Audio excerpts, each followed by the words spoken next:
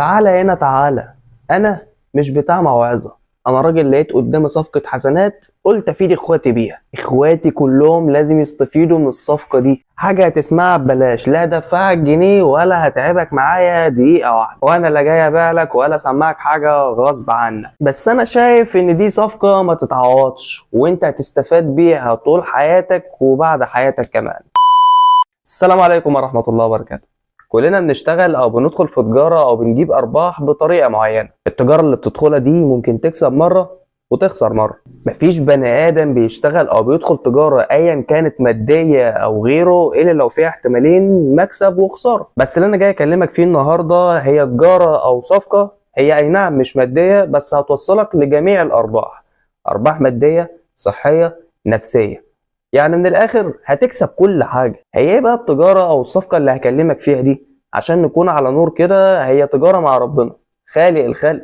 عباره عن صفقه حسنات هتستخدمها من هنا، وعد يا معلم الخير اللي هيجيلك من بعدها. الصفقه دي وانت بتتاجر فيها لا هتاثر على وقتك ولا هتاخد من مجهودك. بص، هو الموضوع ببساطه كده، وانت بتسكرول داون على الفيس، بتقلب في ريلز، انستا، ايا كان يعني، متعود انت تشير اغنيه عجبتك، ميم ضحكك، بوست شقي من اياهم، ها، عادي يعني.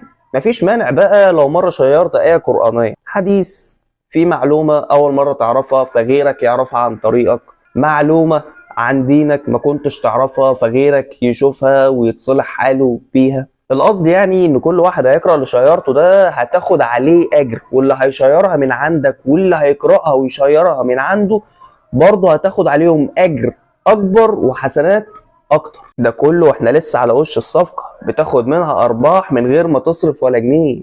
تعالى بقى ننزل لتحت شويه. ايوه، هنا الربح اكبر، فمحتاجين شويه مجهود وصرف بسيط. معد انت مع المكتبه، دخلت للراجل قلت له انا عايز 100 ستيكر عليهم ايات قرانيه وصلاه على الرسول صلى الله عليه وسلم. لزقتهم انت بقى على مداخل البيوت والمساجد وعندك في الشغل. فهنا كالعاده كل ما حد قرأ زادت حسناتك، وهكذا بقى. كل ما تحب تزود ربحك من الصفقه دي تزود العمل مشقه، بس ده يتعمل بايه؟ بايمان داخلي من جواك ونيه صافيه لوجه الله تعالى انه يرفعك درجات وتبقى وسط الصالحين يوم القيامه باذن الله. ايه اللي تحت ده؟ دي دهاليز الصفقه.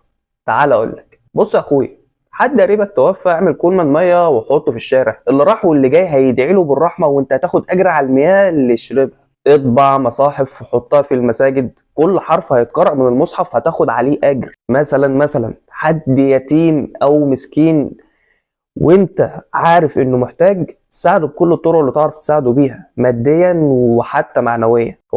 كلمة بتفرق والله. وكل دي صدقات جارية، وهو ده الربح اللي ما بيقفش، والتجارة اللي عمرها ما هتخسر. ده بالعكس، دي تجارة هتكسب منها وانت عايش وحتى بعد ما تقابل وجه كريم. واوعى تستكتر فلوس تصرفها في الخير، والله الفلوس دي هترجع لك اضعاف حسنات هتنفعك دنيا واخرة باذن الله. وايه يعني يا سيدي لو ما رجعتلكش؟ ما انت ياما صرفت فلوس وكانت في الفاضي. ايه يعني لو صرفت؟ بس المرة دي هتصرف في المضمون. كفاية انك هتكون عايش في بركة ونعيم وستر وصحة بسبب كل دعوة وكل هم فرجته على حد انت كنت سبب في تغييره للأحسن. في النهاية أنا بنصح نفسي بالكلام ده قبل أي حد، ربنا يقدرنا ويقدرنا كلنا على فعل الخير. بسم الله الرحمن الرحيم. يا أيها الذين آمنوا اركعوا واسجدوا واعبدوا ربكم وافعلوا الخير لعلكم تفلحون.